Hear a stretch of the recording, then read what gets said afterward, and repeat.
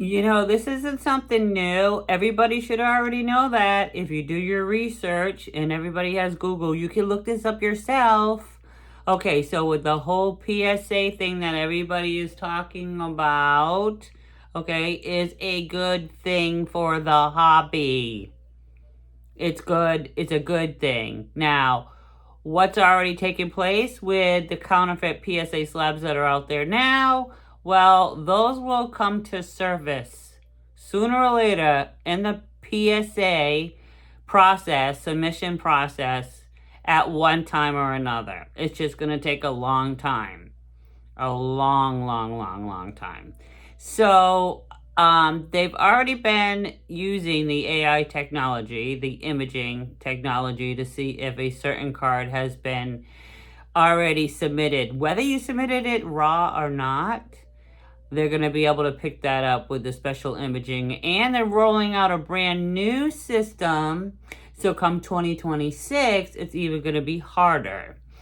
They also have a few little tricks on the slabs that they send to you that could detect when you if you were to open up that slab and crack it and resubmit it to PSA to get a better grade, they're going to be able to sense that when it goes through the grading process. Now, they will have a human element still with the process at PSA, but then they'll have the AI as a backup, okay?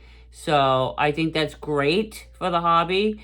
Going forward, I would probably wait to actually purchase anything unless you are looking for a certain card. With the PSA thing going on right now, I want to wait a lot more before I actually decide to sell some more cards that I don't need. I actually sold a duplicate card today from eBay. I actually have been selling quite a bit on eBay the past few days.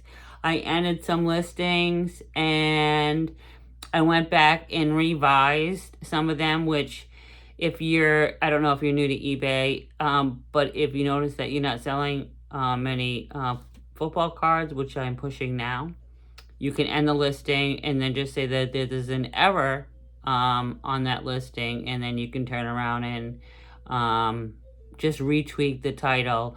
And it's actually kind of funny because there was a particular item that I had for sale that's been sitting in my store for just a few weeks, and I noticed that I made a typo. Instead of rate name, I put rate, R-A-T-E. So just go back and check your listings and reword them. Instead of the year in the front and then the player's name, you might want to do the player's name and then the year in the front. You need to be surprised, so that, kind of boosts the algorithm. So that was a good week. But this whole PSA thing is getting a little out of hand. I understand there's a lot of scammers out there. There always will be. But PSA is doing the best that they can. And I think the increase in prices has a lot to do with because of the technology that they're implementing. And I think they're doing it for us as the consumer. So for the time being, I'm just going to keep sorting out some cards, picking out my favorites, keeping the ones that I want to keep in my collection, and then probably bundle a bunch of baseball, basketball cards from a collection I bought a few years ago from a friend. We stayed in touch, and we reach out to each other once in a while, and I let him know what I've been doing with the collection. And so that's been some fun. So I don't know if you have any questions for me. I'd be glad to ask them. I do a lot of research before I come on here, and I don't hate to babble. But just a couple of things that I want to address with everybody. But so that's pretty much all I have to say. I did talk about a few other topics that's been floating around out there.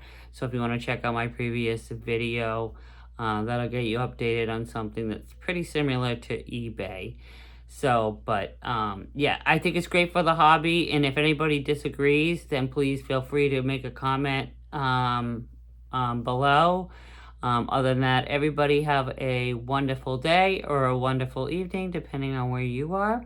And my name is Rhonda here from the Sports Card Queen, and I wish everybody have a wonderful day.